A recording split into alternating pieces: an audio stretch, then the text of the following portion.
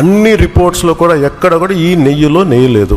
59,70,000 కిలోల నెయ్యి మీరు ఇది కల్తీగా అసలు కల్తీ నెయ్యి అనకూడదు, దీన్ని కల్తీ పామాయిల్ అనాలి దీన్ని. ఇవి దీంతో కలిపి ఇన్ని కోట్ల లడ్డూలు చేసిన తర్వాత దాంట్లో 1,00,000 లడ్డూలు అక్కడ కూడా పంపించారు, అయోధ్య కూడా పంపించారు. వీటి నేపథ్యం మొత్తం రిపోర్ట్స్ అన్ని వచ్చిన తర్వాత ఈ నెయ్యిలో ఎక్కడా కూడా వీళ్ళు అనుకున్న సోకాళ్ళు నెయ్యి సప్లై చేసి దాంట్లో టీటీడీకి మేము ఇన్ని లక్షలు 59 లక్షల పైచీలకు నెయ్యి సప్లై చేసామంటే ఆ పర్టికులర్ కంపెనీ 58 లక్షల పైచీలకు వీళ్ళు మనకి పామ్ ఆయిల్ దానికి సంబంధిత అన్ని కొన్నారు. అలాగే 1,70,000 ఈ కెమికల్స్ కొన్నారు. ఇవన్నీ చాలా ఆన్ రికార్డ్ దొరికారు. ఎక్కడా కూడా సిబిఐ కానీ ఎక్కడ క్లీన్ చిట్ ఇవ్వలేదు. వాళ్ళు వెరీ క్లియర్ కట్ గా చెప్పింది ఈ నెయ్యిలో పూర్తిగా ఇది ప్లాంట్ బేస్డ్, అంటే దీంట్లో నెయ్యి మన పాల నుంచి రావాల్సింది, దీంట్లో ఇది లేదు.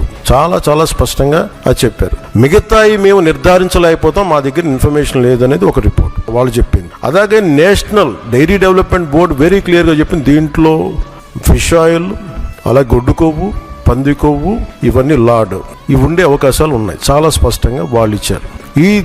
ఈ ప్రాసెస్లో వీళ్ళు దీన్ని కూర్చోబెట్టి అడ్డగోలుగా మాట్లాడితే, ఎందుకంటే వీళ్ళకి ఏ రోజు కూడా ఈ ధర్మం మీద వాళ్ళకి గౌరవం లేదు.